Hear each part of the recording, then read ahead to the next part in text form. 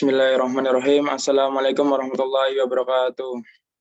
Sebelumnya, perkenalkan nama saya Muhammad Faris Mufid, NIM 190-143, dari kelas Teknik Perminyakan B Angkatan 19. Di sini saya akan menjelaskan hasil ulangan tengah semester Teknik Pemboran 2 dengan dosen pengampu Bapak Winarto MT dan asdosnya Kak Nada Rihadatul Aisy dan Kak Dian Hanif.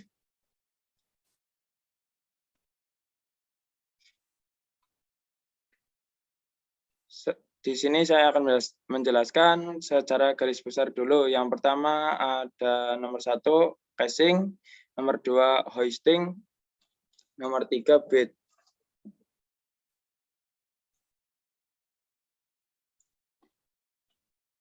Yang pertama ada casing. Casing adalah pipa baja dengan fungsi untuk menjaga kestabilan lubang bor agar tidak runtuh, menutup zona abnormal, zona loss, dan lain-lain. Di samping ini adalah contoh gambar casing. Selanjutnya, fungsi konduktor casing. Yang pertama, khusus di offshore adalah untuk melindungi drill string dari air laut, dipasang dari platform hingga dasar laut. Yang kedua ada pada onshore, fungsinya yaitu menutup formasi permukaan yang mudah runtuh, seperti rawa-rawa, gambut, dan sebagainya. Yang ketiga ada mencegah kontaminasi air tawar oleh lumpur pemboran. Yang keempat, melengkapi sistem pengaliran lumpur untuk trayek pemboran selanjutnya. Yang selanjutnya, fungsi surface casing. Yang pertama, menghindari gugurnya lubang pengaliran lumpur. Yang kedua, melindungi lapisan air tawar dari pencemaran lumpur pemboran. Yang ketiga, menghindari lapisan bertekanan yang akan dijumpai selama pemboran. Yang keempat, melengkapi sistem pengaliran lumpur. Yang kelima, sebagai tempat kedudukan BOP dan wellhead. Yang keenam, menyangga seluruh berat rangkaian casing berikutnya yang telah dimasukkan ke dalam sumur. Selanjutnya, fungsi intermediate casing. Pertama, menutup formasi garam, gypsum, dan formasi sel yang mudah runtuh. Yang kedua, menutup zona bertekanan tinggi, abnormal, loss circulation, dan zona yang mengandung fluida yang sangat korosif. Yang ketiga, menghindari pipa terjepit pada saat pemboran, formasi dengan interval yang terlalu panjang. Gambar intermediate casing menutup formasi yang menimbul kick. Yang selanjutnya ada fungsi production casing. Yang pertama, menyekat antara lapisan produktif yang satu dengan lapisan produktif yang lainnya agar tidak saling berhubungan. Yang kedua, melindungi alat-alat produksi yang terdapat di dalam permukaan seperti pompa dan sebagainya. Yang selanjutnya, fungsi liner. Yang pertama, mirip dengan casing. Mirip dengan casing produksi, tetapi tidak dipasang hingga ke permukaan. Yang kedua, liner juga dapat menghemat pemakaian casing.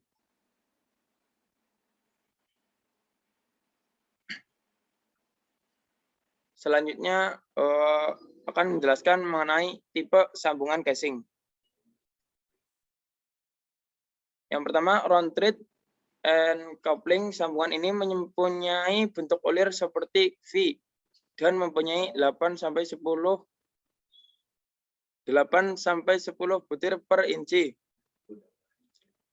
Yang kedua, butter thread dan coupling sambungan. Ini mempunyai bentuk ulir seperti trapezium dan mempunyai 5 ulir per inci. Butter thread dan coupling digunakan untuk tension load yang besar atau untuk rangkaian casing yang panjang. Yang ketiga, extreme line casing. Sambungan ini mempunyai thread yang menyatu dengan body casing. Bentuk thread atau ulirnya berbentuk trapesium atau square dan mempunyai 5 ulir tiap inci. Data yang dibutuhkan saat pertimbangan desain casing.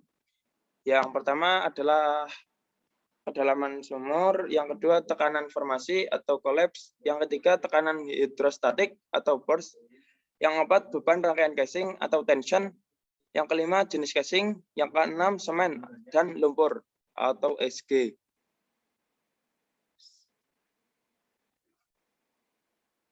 Selanjutnya menjelaskan mengenai permasalahan apa saja yang terjadi di lapangan terkait dengan casing setting depth. Yang pertama, pada setiap masing-masing casing biasanya tidak pas dengan ukuran kedalaman sumur, sehingga casing akan dipotong dari surface. Yang kedua, casing tidak dapat menahan tekanan burst, sehingga casing dapat pecah. Yang ketiga, casing tidak dapat menahan tekanan collapse, sehingga casing pecah atau penyok. Yang keempat, sambungan casing mengalami kebocoran karena salah pilih tipe sambungan.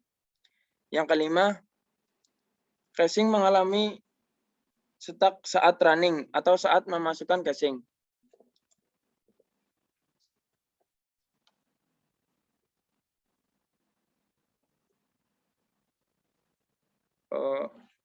Selanjutnya akan menjelaskan mengenai hoisting system.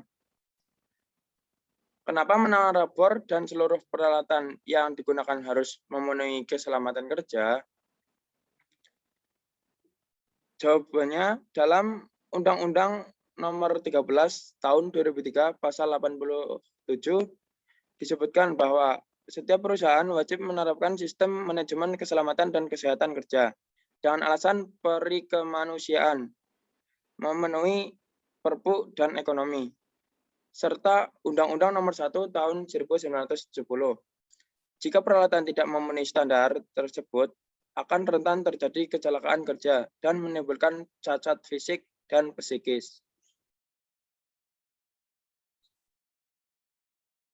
Selanjutnya, pada pergantian rantai terawak dapat dilakukan dengan cara yang pertama, periksa apakah ada keausan pada gigi-gigi sprocket. Yang kedua, periksa apakah rantai memiliki kerusakan. Yang ketiga, periksa apakah rantai terlalu kendor atau kencang. Yang keempat, pastikan bahwa tidak digunakan lagi jenis rantai yang lentur atau offset link.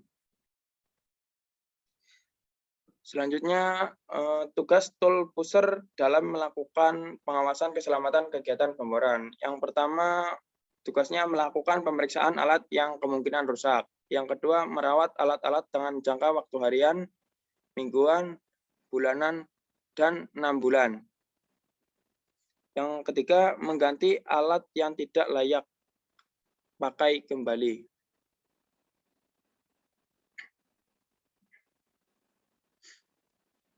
Selanjutnya, unsafe condition.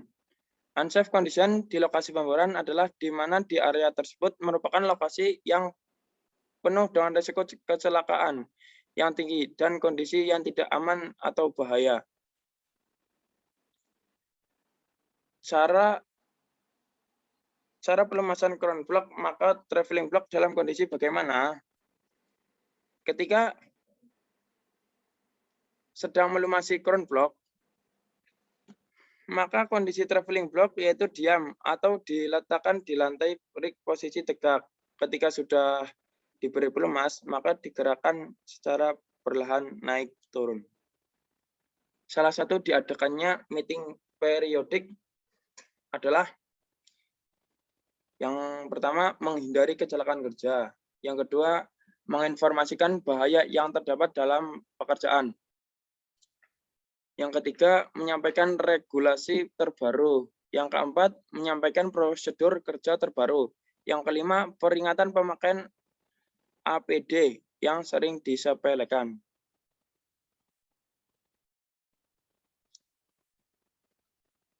Selanjutnya, tugas rotary help. yaitu menangani peralatan pemboran yang dimasukkan atau dikeluarkan dalam lubang bor. Biasanya terdiri dari 2 dan 3 orang. Yang selanjutnya, mas menara. Fungsi utamanya adalah penyangga menaikkan dan menurunkan rangkaian pipa bor dan casing ke dalam lubang bor selama operasi pemboran berlangsung. Oleh karena itu, tinggi dan kekuatannya harus disesuaikan dengan keperluan pemboran. Di samping ini adalah contoh gambar mas menara.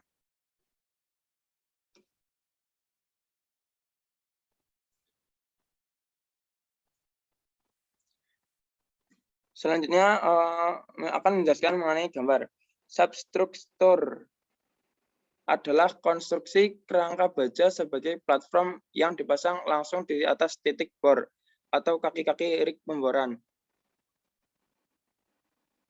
Ini adalah contoh gambar substruktur di atas. Yang kedua ada lantai bor untuk menampung peralatan relatif kecil. Tempat berdirinya menara, tempat dudukan drawwalk, dan tempat kerja driller dan rotary helper. Ini adalah contoh gambarnya. Yang ketiga ada drawwalk.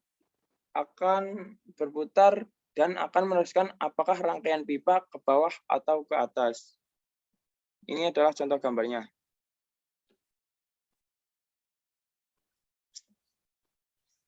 Selanjutnya crown block. Crown block merupakan kumpulan roda yang ditempatkan pada puncak menara. Sebagai blok yang diam, crown block berfungsi untuk melilitkan tali-tali pemboran dan sebagai katrol untuk membuat sistem pengangkat dapat bekerja. Yang selanjutnya ada traveling block. Traveling block merupakan kumpulan roda yang digantung di bawah crown block di atas lantai bor yang berfungsi sebagai blok yang bergerak naik turun untuk mengangkat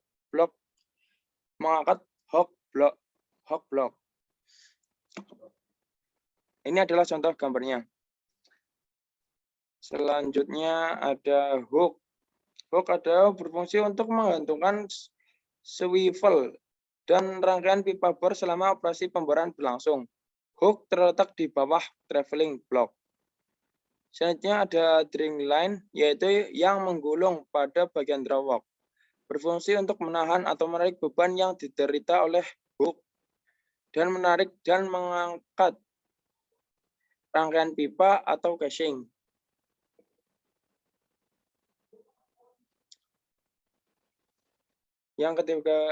Yang selanjutnya ton mile dan fungsinya. Suatu drilling line ketika sudah menarik atau menurunkan rangkaian dengan berat maksimal yang sudah diderita oleh drilling line selama proses pengeboran, fungsinya nanti untuk pergantian atau pemotongan drilling line, menghindari drilling line putus. Selanjutnya pengecekan secara rutin pada sistem angkat atau hoisting system. Yang pertama, pengecekan pelumas pada crown block dan traveling block. Yang kedua, pengecekan rantai drawwalk. Yang ketiga, pengecekan keausan drilling line. Yang keempat, pengecekan kerusakan drilling line. Selanjutnya, cut-off program adalah pemotongan drilling line yang sudah mencapai nilai maksimal ton mile-nya. Dan keausan, agar tidak terjadi drilling line yang putus dan akan menimbulkan kecelakaan kerja. Selanjutnya ini adalah peralatan utama yang berada di lantai bor. Di sini ada tong, selanjutnya ada doghouse, selanjutnya ada drawwalk, yang selanjutnya ada rotary slip, selanjutnya ada drive.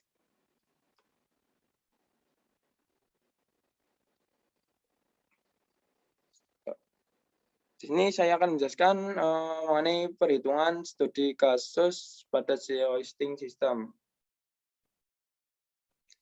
Program pemboran sumur deck blank strip 007 lapangan Musirawas akan dilaksanakan dengan rincian setiap trayek sebagai berikut.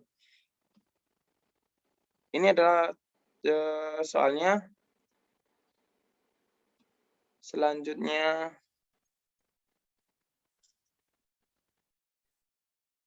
jawabannya adalah ini. Hook load saat menghentupkan casing. Diambil casing intermediate sebab diambil rangkaian casing terpanjang dari 1023 feet sampai 3643 feet untuk menentukan berat casing. Inilah jawabannya.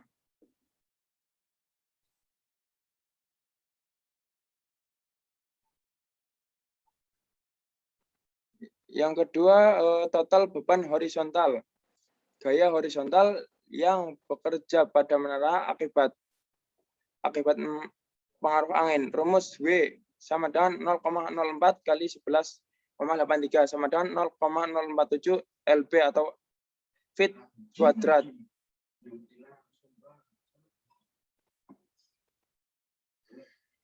Beban menara akibat pengaruh angin.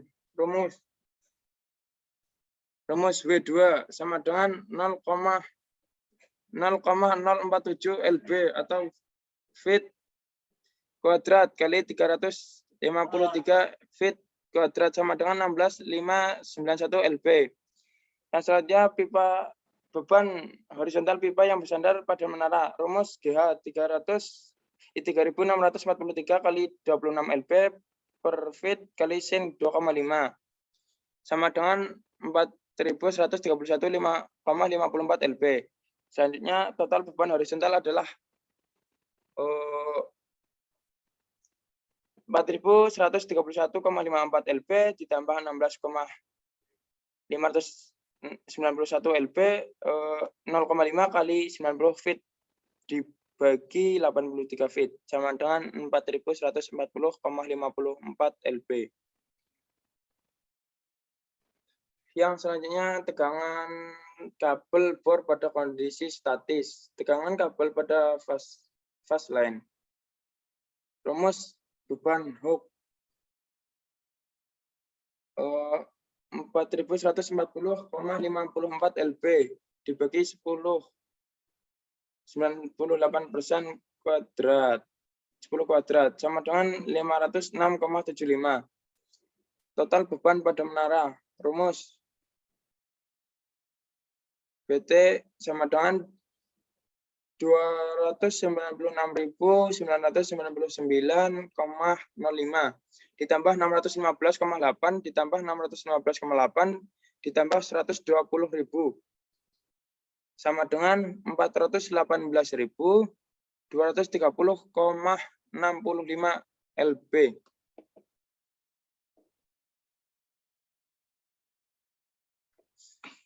Selanjutnya, horsepower yang dibutuhkan oleh A. Drawalk adalah HP sama dengan 418.230,65 dikali 1 dibagi 33.000 dikali 85% sama dengan 14,91 horsepower. Jawabannya agar dibuat satuan watt, maka dikonversikan 1 HP sama dengan 745,7 watt. Sama dengan 14,91 dikali 745,7 sama dengan 11.118,39 watt. Yang selanjutnya B, prime mover. HP sama dengan 14,91 dibagi 85% sama dengan 17,541.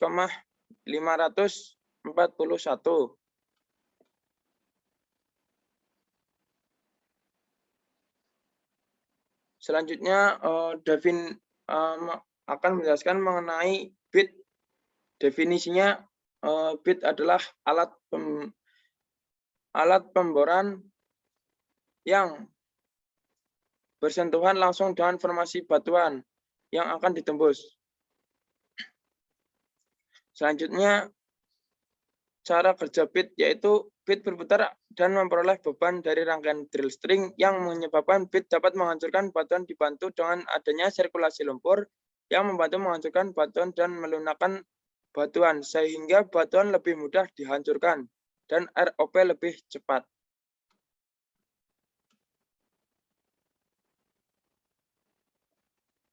Selanjutnya ada gambar bit di sini. Yang pertama menunjukkan cones adalah roda-roda bergerigi yang berputar pada mata bor. Selanjutnya bit lux adalah bagian bit sebagai dudukan poros dan consons.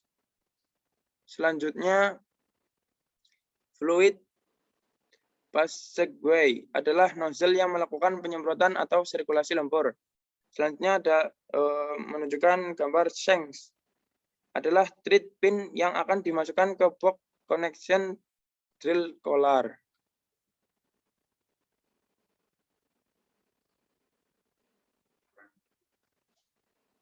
Selanjutnya akan menjelaskan mengenai perbedaan dari masing-masing bit berikut. Yang pertama ada gambar satu pahat bor drilling bit tipe drag bit. Drag bit yaitu bit yang tidak memiliki roda-roda yang dapat berputar. Biasanya digunakan untuk formasi yang lunak, yaitu batu lempung. Selanjutnya ada gambar 2 yaitu pahat bor atau drilling bit tipe yang A milit tooth bit dan yang tipe B insert bit.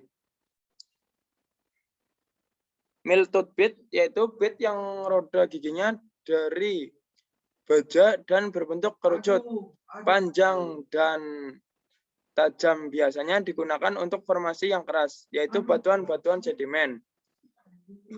Yang kedua ada insert bit, yaitu bit yang giginya menggunakan tungsten. Bit ini tahan terhadap keausan bit. Ini untuk melakukan lunak, untuk formasi lunak dan keras, limestone shell. Selanjutnya gambar 3 yaitu polycrystalline diamond compact bit atau PDC dan diamond bit. PDC yaitu memiliki cutter yang dilapisi diamond, tahan aus, cocok untuk batu pasir, serpih, lempung, dan lain-lain. Yang kedua diamond, bit diamond, yaitu bit ini menggunakan butiran intan, menggunakan butiran intan. Bit ini jarang digunakan di lapangan dan cocok untuk batuan mineral. Ini adalah contoh bit dari setiap inci per inci.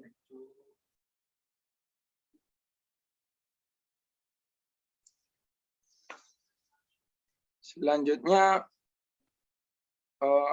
akan menjelaskan mengenai perhitungan bit.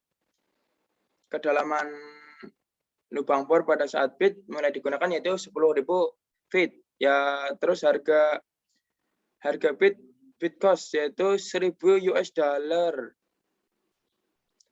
Yang selanjutnya sewa rig atau rig cost 543 US dollar per jam. Yang selanjutnya sewa downhole motor atau rent DHM 5.043 US dollar per hari. Yang selanjutnya waktu round trip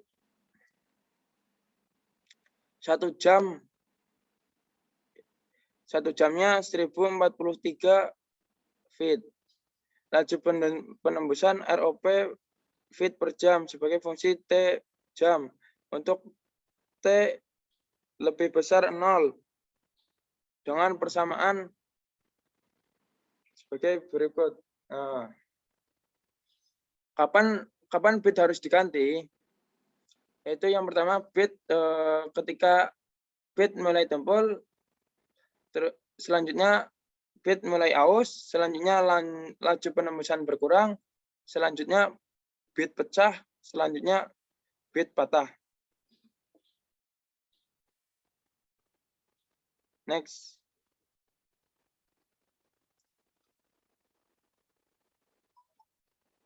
Ini adalah jawaban dari soal yang tadi, perhitungan bit. ROP 2 jam, ROP 25 dikurangi 2,1, 24 feet per jam. 4 jam, ROP 25 kurangi 4, 25 kurangi 4 kurangi 1, 22 feet per jam. 6 jam, ROP 25 dikurangi, dalam kurung 6 kurangi 1, 20 feet per jam.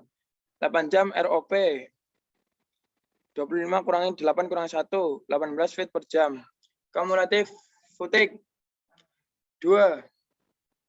24 kali 2 ditambah 0 sama dengan 48. 22 kali 2 sama dengan 22 kali 2 ditambah 48 sama dengan 92. Yang selanjutnya 6. 20 kali 2 ditambah 92 sama dengan 132.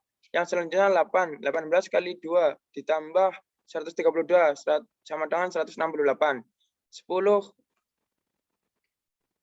Yang 10, 16 kali 2 ditambah 168 sama dengan 200. Untuk yang 12 sama dengan 228. Untuk yang 14 sama dengan 252. Untuk yang 16 sama dengan 272. Untuk yang 18 sama dengan 288. Untuk yang 20, 300. Sewa downhole 5.000 ditambah 2 digit NIM belakang, yaitu jadinya 5.043 US dollar per hari dibagi 24 menghasilkan 210,125. Untuk sewa rig atau rig cost yaitu sama dengan 500 ditambah 43 sama dengan 543 ditambah 250,125 sama dengan 753,125. Untuk TR interval untuk TR interval 2 jam.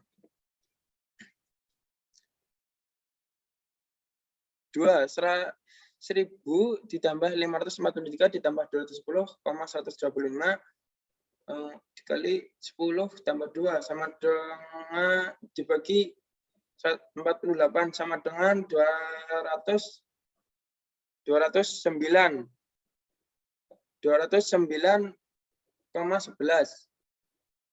US dollar. Yang selanjutnya 4.000 ditambah 543 ditambah 210,125 10 ditambah 4 dibagi 92 menghasilkan 120,47 US dollar. Yang 6, 100.000 ditambah 543 ditambah 210,125 10 ditambah 6 dibagi 132 mengeluarkan 98,86 US dollar. Yang 8, 1.000 ditambah 543 ditambah 210,125 10 ditambah 8 dibagi 168 mengeluarkan 86,64 US dollar. Yang 10.000 ditambah 543 ditambah 210,125 10 ditambah 10 dibagi 200 mengeluarkan 80,31 US dollar. Yang 12, 1.000 ditambah 543 ditambah 210,125 10 tambah 12 dibagi 228 mengeluarkan 77,05 US dollar. Yang 14, 1.000 ditambah 543 ditambah 210 125 10 tambah 14 dibagi 252 mengeluarkan 75,05 US dollar.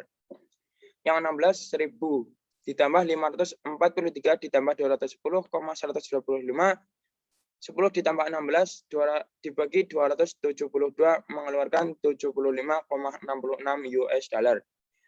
Yang 18 1000 ditambah 543 ditambah 210,125 10 ditambah 18 dibagi 288 mengeluarkan 76,69 US dollar. Selanjutnya yang 20 1000 ditambah 543 ditambah 210,125 10 ditambah 20 dibagi 300 mengeluarkan 78,64 US dollar.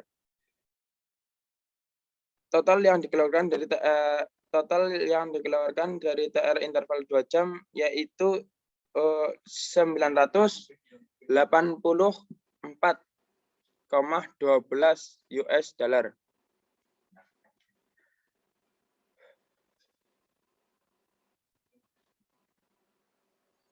Terima kasih.